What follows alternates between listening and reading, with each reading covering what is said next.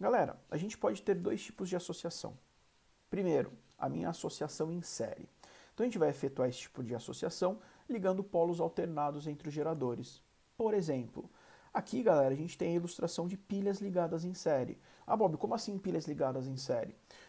O polo positivo de uma pilha está ligado com o polo negativo da outra pilha. Lembra que a pontinha é o positivo, a bundinha é o negativo? Então a gente tem polos alternados, é o positivo ligado no negativo, é o positivo ligado no negativo, tá? Como que a gente pode representar isso daí fisicamente? Eu não sei que um gerador real, ele apresenta uma resistência interna. Tá aqui, galera, tá? Então aqui, de certa forma, essa primeira pilha está representada por esse gerador, polo negativo na bundinha, polo positivo na pontinha, ligado com quem? Com o polo negativo da pilha conseguinte, tá? Esse polo positivo vai estar ligado com quem? Com o polo negativo da pilha conseguinte. Então a gente vai ter o quê? Essa relação de associação em série, onde nós teremos pilhas ligados, geradores ligados com polos alternados, tá? Então aqui, esse primeiro gerador, resistência interna do gerador, força eletromotriz do gerador.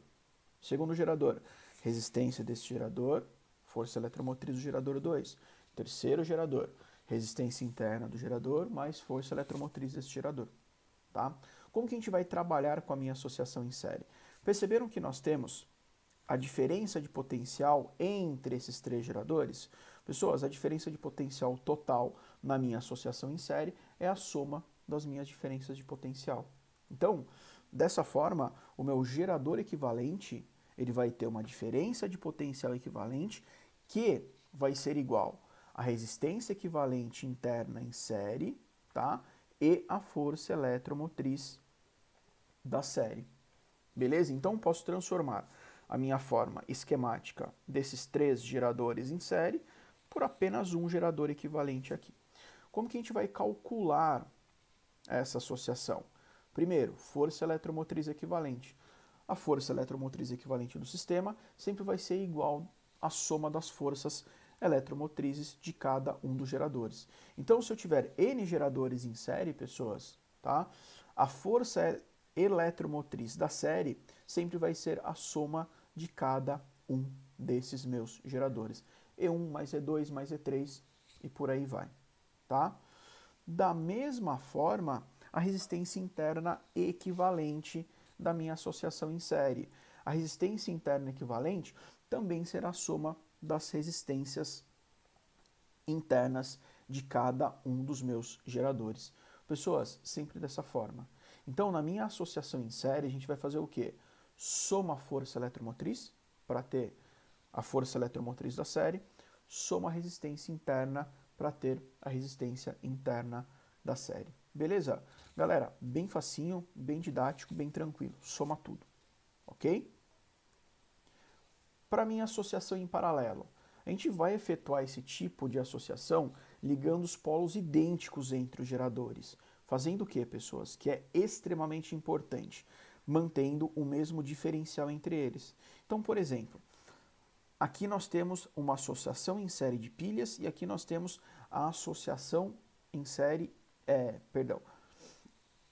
aqui nós temos a associação em paralelo das pilhas e a associação em paralelo da forma esquemática. Perceberam que esse fio está ligando todos os polos negativos? Percebeu que esse fio está ligando todos os polos positivos? Então, galera, os polos positivos estão todos ligados entre si, os polos negativos estão todos ligados entre si. Então a ideia é, nós temos polos idênticos entre os meus geradores. Fechou? Dessa forma, gerador 1, gerador 2, gerador 3. O que a gente vai fazer? A corrente elétrica vai ser dividida, beleza? Então a gente vai ter menos corrente elétrica passando por cada um dos geradores. Isso significa o quê? Que eu vou ter um aquecimento menor da minha associação. E qual que é a vantagem? Nessa minha relação, nós vamos desenhar a equivalência da mesma forma. Tá? O que eu tenho que tomar cuidado? Aqui ó, eu tenho uma resistência interna em paralelo, que é minha equivalente. Aqui nós temos uma força eletromotriz em paralelo, que é a minha equivalente. Como que a gente vai calcular essa relação dos geradores? força eletromotriz equivalente. A equivalente nesse sistema sempre será a força eletromotriz igual de cada um dos geradores que compõem essa associação. Então, se eu tiver 25 geradores iguais, tá? Isso é importante para a gente analisar. Em paralelo, a força eletromotriz do paralelo, galera, vai ser igual à força eletromotriz de cada um desses caras, é individual. Então, se eu tiver 12 geradores, 20 geradores, 30 geradores em paralelo, de 12 volts cada um, qual vai ser a força eletromotriz equivalente desse cara? 12 volts. Tá? Então, com a minha associação em paralelo, eu mantenho a força eletromotriz do sistema. Qual que é a vantagem disso?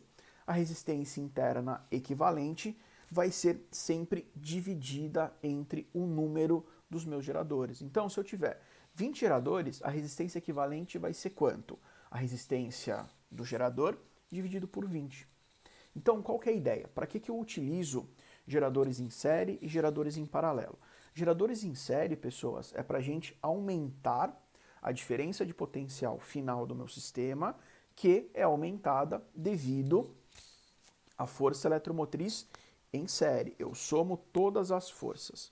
Qual que é o problema disso daí? Eu também vou somar toda a minha resistência interna. Então, eu aumento a minha diferença de potencial, eu aumento a minha força eletromotriz, porém, eu também aumento a resistência interna do sistema. Já nos geradores em paralelo, eu vou utilizar para quê? Manter a mesma força eletromotriz do meu sistema, porém, contudo, entretanto, eu diminuo a minha resistência interna equivalente. Eu faço o quê? Eu faço o meu sistema aquecer menos, porque nós vamos ter uma divisão de corrente igual em cada um dos geradores. Então, gerador em série serve para aumentar a força eletromotriz, porém eu aumento a resistência interna. Gerador em paralelo, mantenho a força eletromotriz e diminuo a minha resistência interna do sistema.